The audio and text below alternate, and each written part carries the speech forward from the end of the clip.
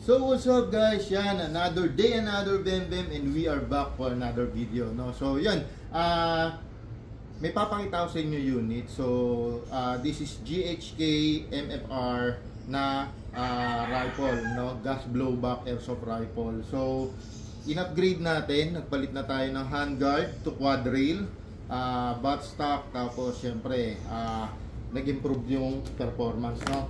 Check natin, ito siya. No?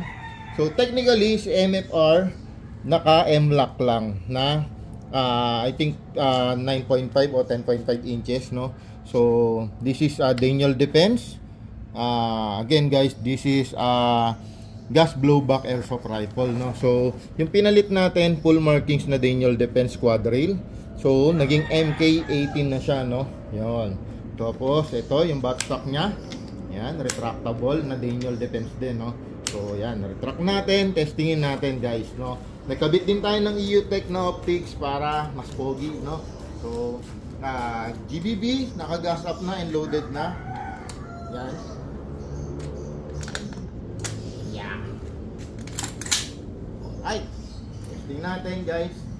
So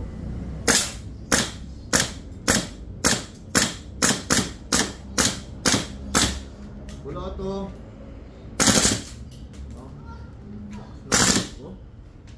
Semi ulit.